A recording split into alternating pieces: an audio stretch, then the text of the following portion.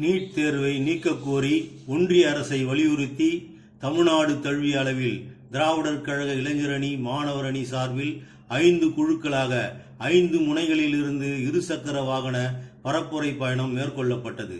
11/7/2024 நாள் தொடங்கி 15/7/2024 மாலை சேலம் சென்றடைந்தன. அங்கு மாபெரும் வரவேற்பு நிகழ்ச்சியும் நீட் ஒழிப்பு பொதுக்கூட்டமும் நடைபெற்றது.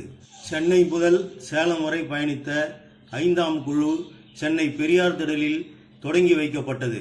வடசென்னை பகுதியான புரசைவாக்கம் வழியாக தென் சென்னை பகுதியான மயிலாப்பூர் வந்தடைந்தது. அங்கு வரவேற்பு நிகழ்ச்சி நடத்தப்பட்டது. இந்நிகழ்ச்சிக்கு பெரியார் யுவராஜ் தலைமை தாங்கினார்.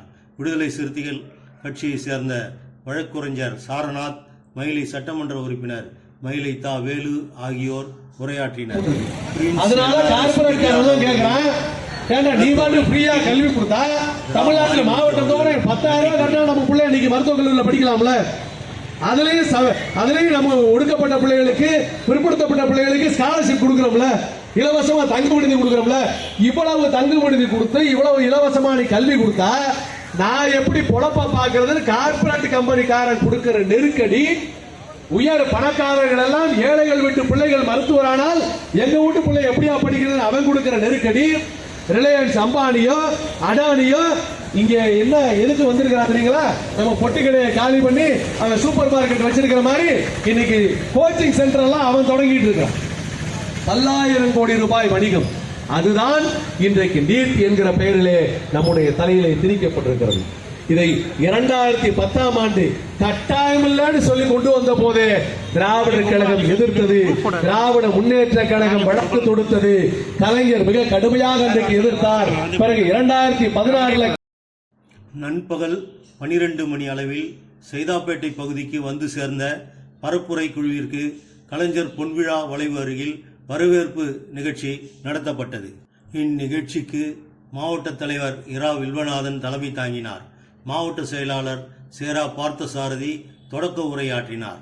சைதை இரா ரவி வரவேற்பு உரையாற்றினார். தலைமை கழக அமைப்பாளர் பி பன்னீர்செல்வம், மாநில இளைஞரணி துணை செயலாளர் சோ சுரேஷ் ஆகியோரின் உரைக்கு பின் துணை பொதுச் செயலாளர் பிரின்ஸ் NRS பெரியார் பரப்புரை ஆற்றினார். கரு அண்ணாமலை நன்றி கூறினார். பரப்புரை பயணத்தில் பங்கேற்றவர்களுக்கும் நிகழ்ச்சி ஏற்பாட்டாளர்களுக்கும் பயனாளிகள் அணிவிக்கப்பட்டன. அங்கு தோழர் கரு அண்ணாமலை அவர்களின் ஏற்பாட்டில் நண்பகல் உணவு சிறப்பாக வழங்கப்பட்டது. நண்பகல் 2 மணி அளவில் சைதாப்பேட்டையிலிருந்து பரப்புரை பயணக்குழு புறப்பட்டது. சின்னமலை, ஆளுநர் மாளிகை, சிறுவர் பூங்கா, கஸ்தூரிபா நகர், தமிழர் தலைவர் ஆசிரியர் இல்லம் வழியாக அடையாறு, இந்திரா நகர் சென்றடைந்தது. அங்கு திராவிடர் கழக இளைஞரணி சார்பில் மாபெரும் வரவேற்பு அளிக்கப்பட்டது.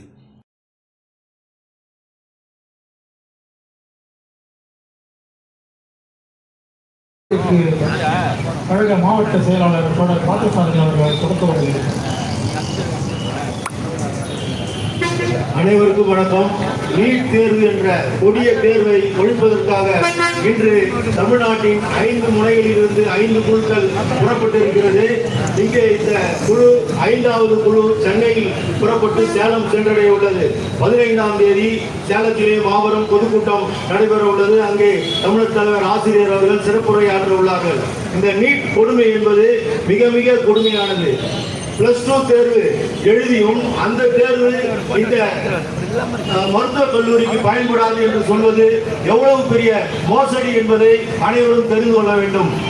நீட் தேர்விலே மார்க் 30% எடுத்தாலே அவர்கள் மருத்துவக் கல்லூரியிலே சேர முடியும் என்ற நிலைமை உள்ளது. ஆனால் இங்கே இருக்கக்கூடிய +2 தேர்விலே 180 மார்க்குக்கு மேல் எடுத்தால் கூட அங்கே மருத்துவக் கல்லூரியில் சேர முடியாத நிலைமை உள்ளது. நீட்டை எழுதிதான் மருத்துவக் கல்லூரியில் சேரக்கூடிய நிலைமை இருக்கிறது. அதோடு மட்டுமல்லாமல் குறைந்த மார்க் எடுத்தவர்கள் தனியார் மருத்துவக் கல்லூரியிலே சேரலாம். அவர் தனியார் மருத்துவக் கல்லூரியிலே அதிகமான பணத்தை கொடுத்து, அங்கே லஞ்சத்தை கொடுத்து அங்கே மருத்துவக் கல்லூரிகளில் சேரலாம். குஜராத் பகுதியிலே என்ன செய்திருக்கிறார்கள் என்றால் 0 மார்க் வாங்கியவர்கள் கூட மருத்துவக் கல்லூரியில் சேர்ந்திருக்கிறார்கள். எப்படி என்றால் நீட் எழுதிவிட்டார்கள், என்ற சான்றிதழை மட்டும் வைத்துக் கொண்டு அவர்களை சேர்த்திருக்கிற மோசடியும் இதற்கு சென்ற ஆண்டிலேயே அது நடந்திருக்கிறது. இப்போது பல மோசடிகள் நடந்திருக்கிறது. முதலிலே இந்த மோசடிகளை இந்த தேர்வே நடத்தக்கூடாது என்பதை வலியுறுத்தி நாம் இங்க தமிழ்நாட்டிலே தான் திராவிடர் கழகம் தான் இதை தொடங்கியது. இப்பொழுது இந்தியா முழுக்க பற்றி எறிந்து கொண்டிருக்கிறது. இப்பொழுது நாம் இந்த பிரச்சாரத்தை முன்னெடுத்து இருக்கிறோம். நீட்டையே ஒழிக்க வேண்டும் என்ற இந்த பிரச்சாரம் வெற்றியடைய வேண்டும். அதோடு மட்டுமில்லாமல் வெளிநாட்டிலே சென்று மருத்துவக் கல்லூரியில் சேர்பவர்கள் இங்கே திரும்பவும் இந்தியாவிற்கு வந்த பிறகு நீட்டை எழுத வேண்டும் என்று சொல்கிறார்கள். இப்போது எதற்காக நீட் என்றால் மருத்துவக் கல்லூரியில் சேருவதற்கு தகுதி தேர்வு. அது தகுதி இருந்தால் தான் மருத்துவக் கல்லூரியில் சேர வேண்டும் என்று நீட் எழுத வேண்டும் என்று சொல்கிறார்கள். ஆனால் வெளிநாட்டில் சென்று இந்த மருத்துவ படிப்பே வெளிநாட்டினுடைய படிப்பு தான். வெளிநாட்டினுடைய கண்டுபிடிக்கப்பட்ட அனைத்து மருத்துவ முறைகளும் தான் இங்கே கற்பிக்கப்படுகிறது. அந்த மருத்துவ முறை வெளிநாட்டிலேயே சென்று கற்று வந்தாலும் இங்கே நீட் எழுத வேண்டும் என்கிறார்கள். அப்போது எப்படி தகுதி தேர்வு என்பது எழுதிய கல்லூரியில் சேர்ந்து தேர்ச்சி பெற்ற பிற்பாத்திரமும் ஒரு தகுதி தேர்வு. இந்த தகுதி தேர்வு மிகவும் மோசடியானது. இதை ஒழிப்பதற்கு திராவிடர் கழகம் எடுத்துள்ள இந்த முயற்சி வெற்றி அடைய வேண்டும் என்று கேட்டுக்கொண்டு விடைபெறுகிறேன். நன்றி, வணக்கம். இந்த தொடர் பரப்புரை பயணத்தின் தலைவர் தோழர் சுரேஷ் அவர்கள் உரையாற்றுவார்.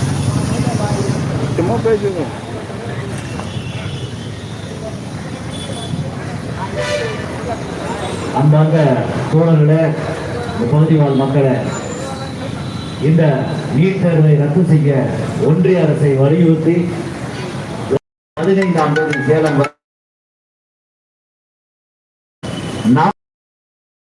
நீட் தேர்வின் அவலங்களையும் இதற்காக பலியான மாணவர்கள் என்ன காரணம் என்பதை விளக்கியும் மக்களிடத்தில் தொடர்ந்து பரப்புரை பிரச்சாரமாக மேற்கொண்டு வருகிறோம். இன்று முதல் நாள் பெரியார் திடலில் தொடங்கிய இந்த பரப்புரை கூட்டம் 3வது இடமாக இந்த சைதாப்பேட்டை பகுதிக்கு வந்து கொண்டிருக்கிறது. இந்த நீட் தேர்வு ஒரு சம வாய்ப்பு இல்லாதது. இந்த நீட் தேர்வு நமது பிற்படுத்தப்பட்ட ஒடுக்கப்பட்ட சிறுபான்மை மக்களுக்கு எதிரானது. இந்த நீட் தேர்வு ஒரு கல்வி பண மோசடி கும்பல் என்பதை வலியுறுத்தியும் இந்த நீட் தேர்வை நடத்துவதற்கு குறைந்தபட்ச தகுதி கூட இல்லாத ஒரு அமைப்பு தான் அந்த NTA என்று சொல்லக்கூடியது. நீட் தேர்வை நடத்த வேண்டும் என்றால் நீட் தேர்வை நடத்துவது அந்தந்த மருத்துவ பல்கலைக்கழகங்களால் நடத்த வேண்டும் என்பது அந்த UGC சொன்னதிலேயே இருக்கிறது. இதையெல்லாம் மீறி வருவாய் ஈட்டுவதற்காக கார்பரேட்டர்களிடம் இந்த அரசு இந்த நீட் தேர்வை நடத்தி பல்லாயிரம் கோடிகள் வசூலித்துக் கொண்டிருப்பதை விட பல நமது குழந்தைகளை பழிவாங்கி கொண்டிருக்கிறது. எனவே இந்த நீட் தேர்வை இதோடு ஒழுக்கிட இந்த பிரச்சாரத்தில் என்னுடன் வந்திருக்கும் அத்தனை தோழர்களுக்கும் ஏற்பாடு செய்த தென் சென்னை மாவட்ட கழக பொறுப்பாளர்களுக்கும் நன்றி கூறி விடைபெறுகிறேன். நன்றி.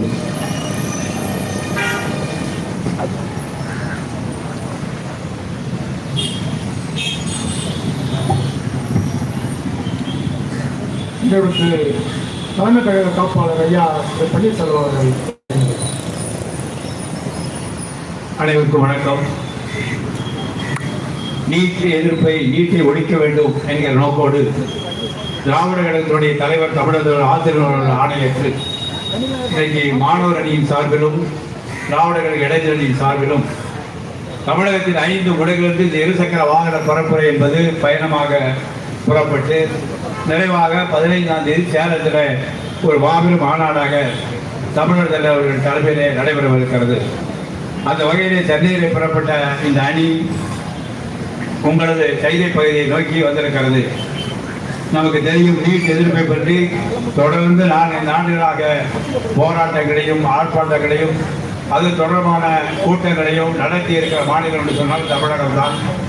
நீட் தேர்வு நடைபெற வேண்டும் என்ற அறிவிப்பை கண்டவுடன் இது குறித்து ஏற்படவிருக்கிற ஆபத்தை அபாயத்தை இதனால் ஒடுக்கப்பட்ட மக்கள், இன்னும் சொல்ல போனால் பிற்படுத்தப்பட்ட கிராமப்புற மாணவர்கள் எப்படி பாதிப்பார்கள் என்கிற அச்சத்தை முதல் அடையாளம் கண்டு திடரில அனைத்து கட்சி கூட்டத்தை கூட்டி இந்த நீட் அபாயத்தை விளக்கிய தலைவர் தமிழர் தலைவர் ஆசிரியர் அவர்கள்.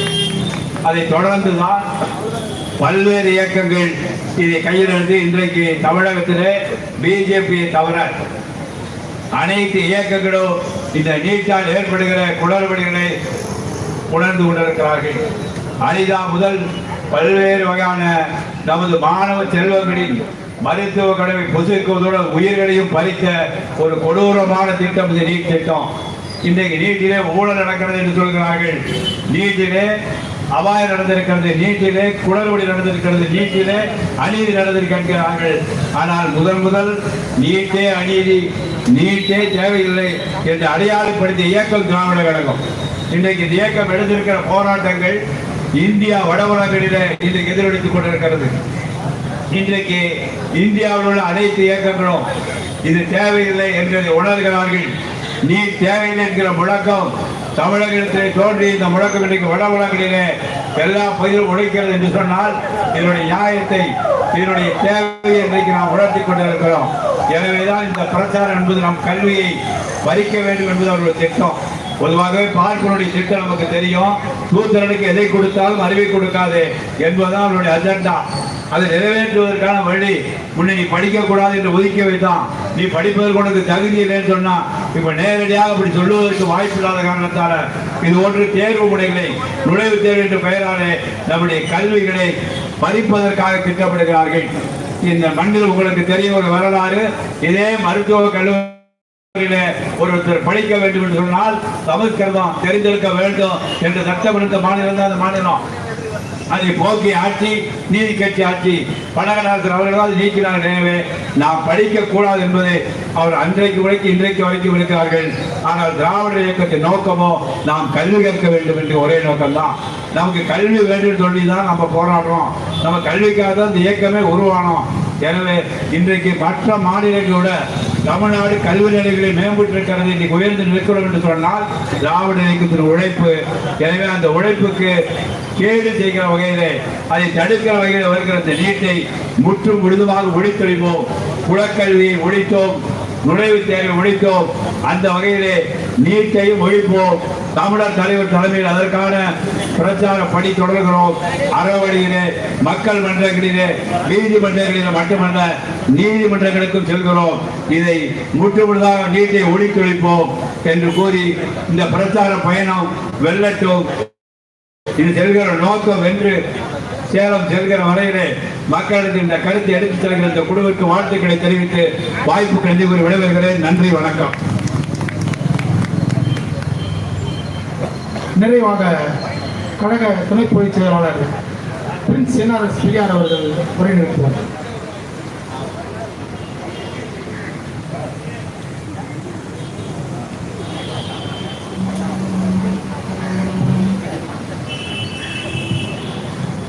அன்பிற்கினிய தோழர்களே, திராவிடர் கழகம் நீட் எதிர்ப்புக்கான பரப்புரை பயணத்தை படிக்க முடியும் என்கிற நிலைமையை நீட்டிப்பதற்காகத்தான் இந்த நீட் கொண்டு வரப்பட்டிருக்கிறது. என்னுடைய தலைவர் ஐயா ஆசிரியர் அவர்கள் மிக தெளிவாக எழுதியிருக்கிற அறிக்கையை உங்களுக்கு துண்டறிக்கையாக கொடுத்திருக்கிறோம். ஒரு கல்விக்கு ஒப்பந்தம் போடணும்னா பல்கலைக்கழகங்களோட ஒப்பந்தம் போடுவாங்க, கல்லூரிகளோட ஒப்பந்தம் போடுவாங்க, பள்ளிகளை அங்க அனுப்புவாங்க, மாணவர்கள் அனுப்புவாங்க. ஆனா இந்த அரசு, ஒன்றிய பாஜக மோடி தலைமையிலான அரசு யாரோட ஒப்பந்தம் போட்டிருக்கிறது என்றால் வேர்ல்ட் ட்ரேட் ஆர்கனைசேஷனோட காட் ஒப்பந்தத்துல கல்வியையும் ஒரு வணிக பொருளாக கருதி கையொப்பமிட்டிருக்கிறது. அதனாலதான் நீட்டை கொண்டு வந்து நம்ம தலையில திணிக்கிறோம். நீட் மட்டுமல்ல, கியூட் என்கிற பெயரால் கலை கல்லூரிகளுக்கு வரப்போகிறது, பொறியியல் கல்லூரிகளுக்கு இருக்கிறது. இதெல்லாம் நம்ம ஒரு இடத்துல ஒழிச்சு கட்டணும். 1984ஆம் ஆண்டு நுழைவுத் தேர்வு முதல் முறையாக கொண்டு வரப்பட்ட போது 21 ஆண்டுகள் தொடர்ச்சியாக போராடி திராவிடர் கழகம் அந்த நுழைவுத் தேர்வை தமிழ்நாட்டிலிருந்து ஒழித்து கட்டியது. இங்க இருக்கிற ஒரு 30 பேருக்கு மேற்பட்டவர்களுக்கு தெரியும், 2007க்கு முன்னாடி எல்லாருக்கும் ஒரு நுழைவுத் தேர்வு தமிழ்நாட்டில் இருந்துச்சு. அதுல கிராமப்புற மாணவர்கள் பாதிக்கப்படுகிறார்கள் என்ற காரணத்தால் அன்றைக்கு அதிமுகவுடைய முதலமைச்சராக இருந்த செல்வி ஜெயலலிதா அம்மையார் நீட்டை ஒழிப்பதற்கு ஒரு சட்டம் கொண்டு வந்தாரு. ஆளுநர் அதை ஒத்துக்கிட்டாலும் கூட நீதிமன்றம் ஷட் டவுன் பண்ணிருச்சு. ஆனால் முறைப்படி முத்தமிழறிஞர் டாக்டர் கலைஞர் அவர்கள் டாக்டர் அனந்தகிருஷ்ணன் தலைமையில் ஒரு குழுவை போட்டு பொறியியல் கல்லூரிக்கு மருத்துவக் கல்லூரிக்கு இருந்த நுழைவுத் தேர்வை ஒழித்து கட்டினார். அதற்கு பிறகு 2007 இருந்து 2017 வரைக்கும் ஏராளமான நமது பிள்ளைகள் மருத்துவ கல்லூரிகளில் பொறியியல் நுழைஞ்சாங்க.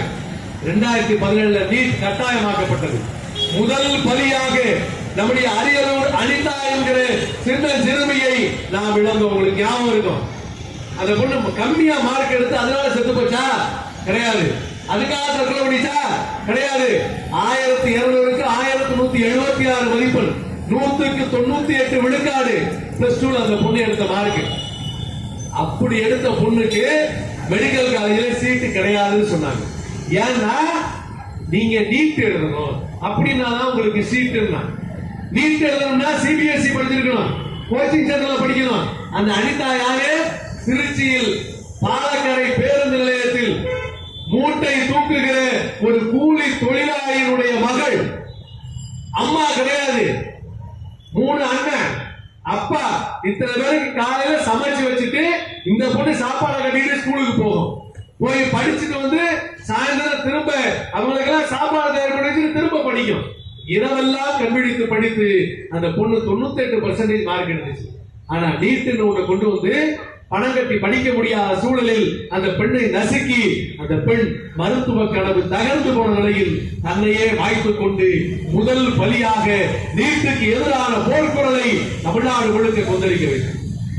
அதற்கு பிறகு தமிழ்நாட்டில் மட்டும் 21 பேர் செத்து போயிருக்கிறாங்க. அது செத்து போல தானா சாகல, நோய் வந்து சாகல. அதை தற்கொலை என்று கூட சொல்ல முடியாது. இந்த ஒன்றிய அரசாங்கம் அவர்களை கொண்டிருக்கிறது. இந்தியா முழுக்க கோட்டாங்கிற பயிற்சி மையம் ராஜஸ்தான்ல இருக்கு. நூற்றுக்கணக்கான குட்டி குட்டி கடை மாதிரி வச்சிருக்கிறான். பல்லாயிரக்கணக்கான பேர் அங்க படிக்கிறான். இதுவரைக்கும் 100க்கு மேற்பட்டவர் அங்க செத்து போயிருக்கிறாங்க. மாநிலம் கீழே விழுந்திருக்கிறான், தூக்குல தொங்கி இருக்கிறான். சாதாரண நம்ம வீட்டு புள்ள பல லட்சம் ரூபாய் படிக்க வச்சு நம்ம அப்பா அம்மா செலவு பண்ணிருக்காங்க. ஆனால் நம்மளால படிக்க முடியல, நெருக்கடியா இருக்கிற அந்த நெருக்கடி தாங்காம செத்து போயிருக்கான். இவன் யாரு? நாளைக்கு மருத்துவராக வர வேண்டிய, அந்தந்த குடும்பத்திற்கு ஒளிவிளக்கு ஏற்க வேண்டிய, இந்த சமுதாயத்திற்கு மருத்துவ கல்லூரிகளிலே படித்து மருத்துவமனைகளிலே பணியாற்றி அரசு மருத்துவர்களாகி மக்களுக்கு நல்வாழ்வு வழங்க வேண்டியவர்களை கொண்டிருக்கிறது இந்த அரசு. இன்றைக்கு இதை ஒழிக்க வேண்டும் என்று கேட்டு தமிழ்நாடு அரசாங்கம் சட்டம் நிறைவேற்றி அனுப்பினால் பக்கத்துல 1100 ஏக்கர்ல ஒரு ஆள் உட்கார்ந்து இருக்கிறார் பாருங்க. ஒரே ஒரு ஆளுக்கு 1100 ஏக்கர்ல தேவையில்லாம இடத்தை கொடுத்து வச்சிருக்க பாருங்க. இந்த ராஜ்பவன், இந்த ராஜ்பவன்ல உட்கார்ந்து இருக்கிற ஆர்.என். ரவி என்கிற பீகார் பார்ப்பனர் கையெழுத்து போட்டு அனுப்ப மாட்டேன் திமிர்வாதம் பேசிக் கொண்டிருந்தார். நீதிமன்றத்தின் படிக்கட்டுகளில் ஏறி உச்ச நீதிமன்ற தலையில கொட்டதுக்கு பிறகுதான் இங்கிருந்து உள்துறை அமைச்சருக்கு போயிருக்கு. இன்றைக்கு உள்துறை அமைச்சர் அதை தூக்கி சீட்டு கடையில போட்டுட்டு குடியரசுத் தலைவருக்கு கையெழுத்துக்கு அனுப்ப மறுத்து கொண்டிருக்கிறது. தமிழ்நாடு தொடர்ச்சியாக இதற்கு எதிராக தீர்ப்பு கொடுத்துட்டு இது என்ன அரசாங்கம்? ஜனநாயக அரசாங்கம். மக்களுடைய தீர்ப்பு தான் சட்டமாகணும். 2019 பிஜேபிக்கு இடமில்லை என்பதை இங்கே நிறுவி இருக்கிறோம். 2021 தேர்தலில் நீட்டை ஒழிப்போம் என்கிற முழக்கத்தோடு களத்தில் இருந்த திராவிட முன்னேற்ற கழகம் தலைமையிலான கூட்டணி பெரும்பான்மையாக வெற்றி பெற்று தமிழ்நாட்டில் ஆட்சி அமைத்து அனைத்து உறுப்பினர்களுடைய ஆதரவோடு பிஜேபி காரணம் தவிர மிச்சம் இருக்கிற 230 உறுப்பினர்களுடைய ஆதரவோடு நீட்டிற்கான சட்டத்தை நிறைவேற்றி அனுப்பி இருக்கிறது. 2024 நாடாளுமன்ற தேர்தலில் 40க்கு 40 பிஜேபிக்கு இடம் கிடையாது தூக்கி அடித்து இந்தியா கூட்டணிக்கு இந்த மக்கள் வாக்களித்திருக்கிறார்கள். 8 கோடி மக்களுடைய தீர்ப்பு நீட் ஒழிப்பு.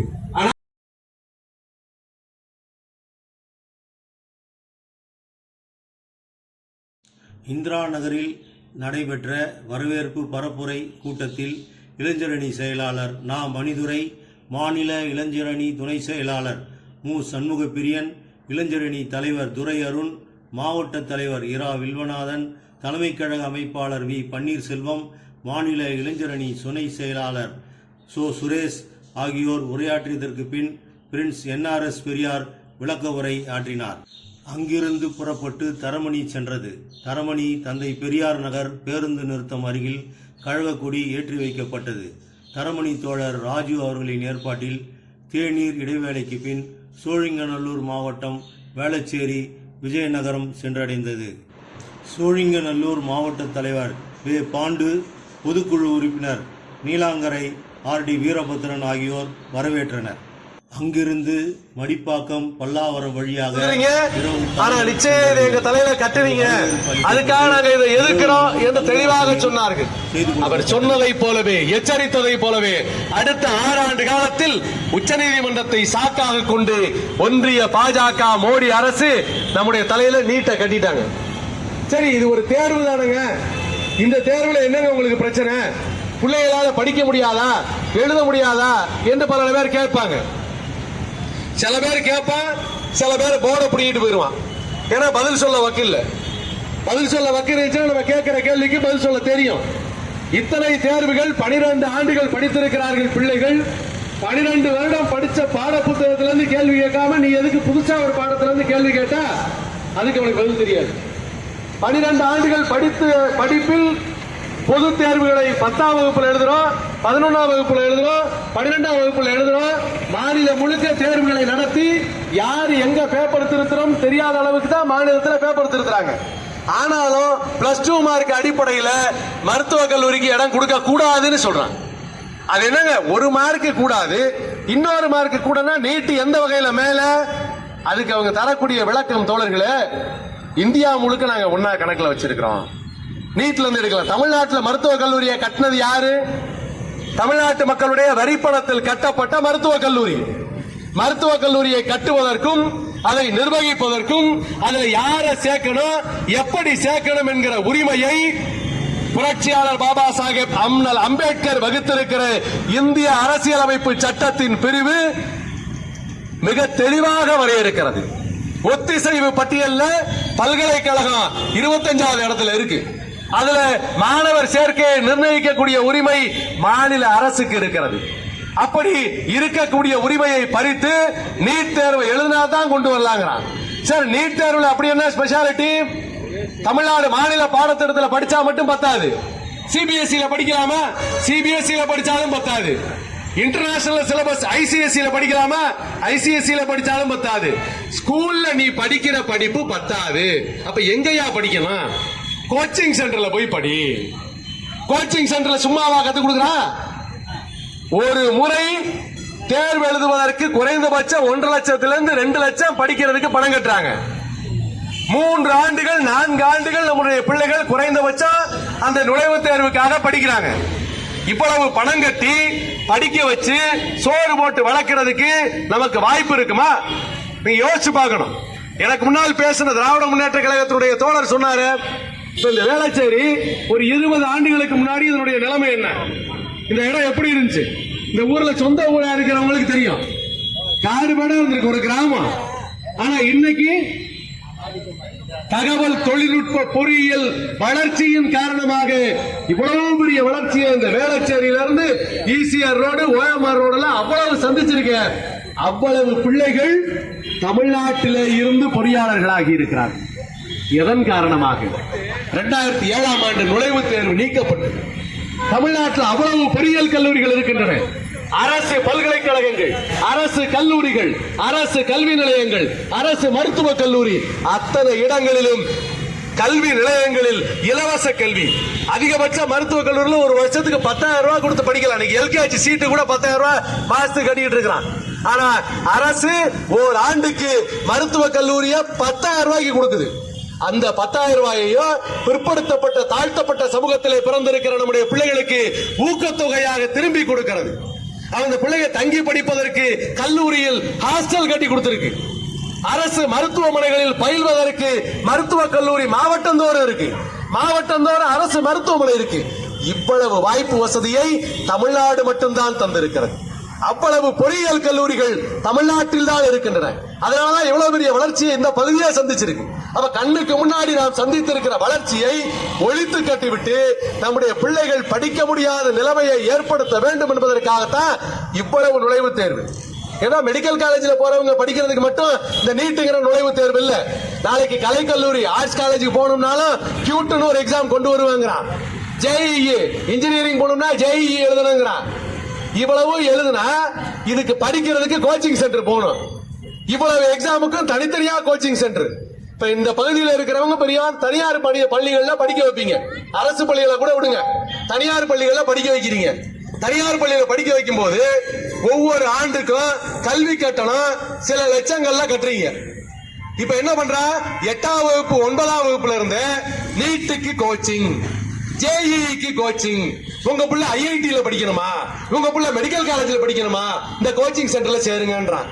அதுக்காக நீங்க தனியா வேற எங்கேயும் போவனா, இந்த ஸ்கூல்ல நாங்களே நடத்துறோம். அத ஸ்கூல் நேரத்தில் நடத்துவானா, ஸ்கூலுக்கு முழு காசு வாங்கிடுறான். ஆனா பாதி நேரம் ஸ்கூலு, மிச்ச நேரம் கோச்சிங் சென்டர். அதுக்கு தனியா காசு கோச்சிங் சென்டர் கட்டிடுங்க. ஒரே பள்ளிக்கூடத்துல ஒரே நேரம் வகுப்பு நடத்திட்டு இருந்தவன் இன்னைக்கு கோச்சிங் சென்டர் வச்சு 2 மடங்கு லாபம் சம்பாதிக்கிறான். கோச்சிங் சென்டர் மட்டுமே நடத்தின பைஜூஸ்ங்கிற கம்பெனி பல்லாயிரக்கணக்கான கோடி ரூபாய் லாபம் ஈட்டான். ஒரு பைஜூஸ் இல்ல, அடானி அம்பானி இருக்கிற பணக்காரெல்லாம் புதுசா கோச்சிங் சென்டர் ஆரம்பிக்கிறான். ஏன்னா வேதாந்தா, அவ்வளவு பேர் வேதாந்தா இங்க நம்ம தூத்துக்குடியில நிறுவனம் வச்சிருந்து இதை கலட்டலாம் பாருங்க. தாமரத்தை வெளியில எடுத்து 18 பேரை சுட்டுக் கொள்வதற்கு காரணமான அந்த நிறுவனம் அவன் ஒரு பயிற்சி நிறுவனம் நடத்துறான். அவ்வளவு 1000 கோடி ரூபாய் நம்முடைய உழைப்பு மட்டுமல்ல தோழர்களே, பணம் மட்டுமல்ல தோழர்களே. என்ன பிரச்சனைனா, பிற்படுத்தப்பட்ட மக்கள் அதுல வெற்றி பெற முடியாது, தாழ்த்தப்பட்ட மக்களுக்கு வாய்ப்பு கிடைக்காது. நம்ம பிள்ளைய 3 வருஷம் 4 வருஷம் பல லட்சம் ரூபாய் பணம் கட்டி படிக்க வைக்கிற வாய்ப்பு நமக்கு உண்டா? அன்றாட பள்ளிக்கூடத்தில் படிக்க வைக்கிறதுக்கே எவ்வளவு கஷ்டப்படுறோம், எவ்வளவு கடன் வாங்குறோம். கல்வி கடன் வாங்கி பிள்ளையை படிக்க வைக்கணும்னு நினைக்கிறான். தமிழ்நாடுதான் பிச்சை புகினும் கற்கை நன்றே என்று 2000 ஆண்டுகளுக்கு முன்னாடியே சொன்ன மாநிலம். ஏன்னா கல்விதான் நம்மளை வளர்க்கும் என்பதை நம்முடைய முன்னோர்கள் தொடங்கி திராவிட இயக்கம் வரைக்கும் தொடர்ச்சியா சொல்லிக் கொண்டிருக்கிறது. திராவிட இயக்கம் தான் முதலாக பள்ளியில படிப்பதற்கு மதிய உணவை இலவசமா போட்டுச்சு. 100 வருஷத்துக்கு முன்னாடி தியாகராயர், சர்பிட்டி தியாகராயர் தான் சென்னை மாநகராட்சியில பள்ளிக்கூடத்து பிள்ளைகளுக்கு மதிய சாப்பாடு நான் போடுறேன் வந்து படிங்கன்னு சொன்னார். அந்த திட்டத்தை தான் கல்வி வள்ளல் காமராஜர் தமிழ்நாடு முழுக்க கொண்டு போனார். தமிழ்நாட்டில் தான் கல்வி இலவசம், உடை சீருடை இலவசம், செருப்பு இலவசம், போறதுக்கு வாகனம் நான் கொடுக்கிறேன், பஸ் பாஸ் கொடுக்கிறேன் படி, சைக்கிள் கொடுக்கிறேன் படி, 3 கிலோமீட்டருக்கு ஒரு ஸ்கூல் கட்டுறேன் படி. அருமை தோழர் டிசம்பர் 3 இயக்கத்தினுடைய நிறுவன தலைவர் பேராசிரியர் தீபக் அவர்கள் வருகை வந்திருக்கிறார்கள். இந்த நிகழ்ச்சியினை ஆதரித்து தோழர் அவர்கள் தொடர்ச்சியாக இந்த பிரச்சாரத்தில் எடுக்கக்கூடிய அவரை வரவேற்கிறோம். எனவே திராவிட இயக்கம் பாட புத்தகம் கொடுத்துச்சு, நோட்டு புத்தகம் கொடுத்துச்சு, சீருடை கொடுத்துச்சு, செருப்பு கொடுத்துச்சு, சைக்கிள் கொடுத்துச்சு, பஸ் பாஸ் கொடுத்துச்சு, லேப்டாப் கொடுத்துச்சு, போன் கொடுத்துச்சு, அந்த போனுக்கு சிம் கொடுத்துச்சு, சிம்ம ரீசார்ஜ் பண்றதுக்கான கட்டணத்தை கொடுத்துச்சு. இத்தனையும் கொடுத்தது எதுக்கு? நம்ம பிள்ளைங்க படிக்கணுங்கிறதுக்காக, தமிழ்நாட்டில் இருக்கக்கூடிய அத்தனை பேருக்கு கல்வி வேணுங்கிறதுக்காக. அப்படி ஒரு கல்வி வாய்ப்பை நாம் உருவாக்கினால் திடீர்னு கொண்டு வந்து நீட்டை திணிச்சு நம்ம பிள்ளைங்க மருத்துவக் கல்லூரியில் நுழைவதை தடுக்கிறார்களே, இதை எதிர்த்து கேட்க வேண்டாமா என்கிற குரல் தான் 8 ஆண்டுகளாக இங்கே ஒலித்துக் கொண்டிருக்கிறது. வெறும் தெருவில் பேசல, நம்முடைய பிள்ளைகள் படித்து இத்தனை பேர் போறாங்க, பார்க்க எவ்வளவு சந்தோஷமா இருக்கின்றீங்க. இந்த நேரத்தில் எவ்வளவு பள்ளிக்கூடங்கள், எவ்வளவு கல்லூரிகள் இருந்து மாணவர்கள் போறாங்க. இந்தியாவில் வேறு எந்த மாநிலத்திலாவது இவ்வளவு வளர்ச்சி உண்டா? வேறு எந்த மாநிலத்திலாவது இவ்வளவு பொறியியல் கல்லூரி உண்டா? இவ்வளவு மருத்துவ கல்லூரி உண்டா? இவ்வளவு பெரிய மருத்துவ கட்டமைப்பு உண்டா? மாவட்டம் தோறும் அரசு மருத்துவமனைகள் மிகப்பெரிய அளவில் இருக்கின்றன. கிராமங்கள் தோறும் ஆரம்ப சுகாதார நிலையம் இருக்கு. வீட்டுக்கு வீடு மருத்துவம் என்று சொல்லி வீடு தேடி மருந்து வருதுங்க. உலகத்திலேயே தமிழ்நாட்டை பார்த்து பிற மாநிலங்கள் பின்பற்றுகின்றன. தமிழ்நாட்டில் நம்முடைய முதலமைச்சர் தளபதி மு.க. ஸ்டாலின் அவர்கள் காலை உணவு திட்டத்தை கொண்டு வந்தா, இந்த காலை உணவு திட்டத்தை இங்கிலாந்துடைய பிரதமராக இன்றைக்கு ஆகியிருக்கிற தொழிலாளர் கட்சியினுடைய பிரதமர் அவர் எடுத்துட்டு போய் ஓட்டு வாங்கியிருக்கிறார். கனடாவில் இருக்கிற பிரதமர் நம்முடைய காலை உணவு திட்டத்தை மாதிரியாக கொண்டு கனடா நாட்டு பிள்ளைகளுக்கு சாப்பாடு கொடுக்கிறார். அப்படி முன்மாதிரியாக இருக்கிற தமிழ்நாட்டினுடைய கல்வியை ஒழிக்க, தமிழ்நாட்டினுடைய மருத்துவத்தை ஒழிக்க, இன்னைக்கு தமிழ்நாட்டுடைய மருத்துவ சிறப்பு என்ன? சென்னை இந்த நகரத்தில் மட்டுமே ராஜீவ்காந்தி அரசு மருத்துவமனை, ஸ்டான்லி மருத்துவமனை, ராயப்பேட்டை மருத்துவமனை, சிறப்பு உயர் பன்னோக்கு மருத்துவமனை ஓமந்தூரார் அரசினர் தோட்டம், கிண்டி கிங்ஸ்ல கலைஞர் நூற்றாண்டு உயர் மருத்துவமனை, ஒவ்வொரு இடத்திலையும் அவ்வளவு வசதிகள், ஒவ்வொரு வார்டுக்கும் வாய்ப்பு. இவ்வளவு வசதியை உருவாக்கினா இதையெல்லாம் அழித்து விட வேண்டும், இவற்றையெல்லாம் தனியார் மயமாக்க வேண்டும்.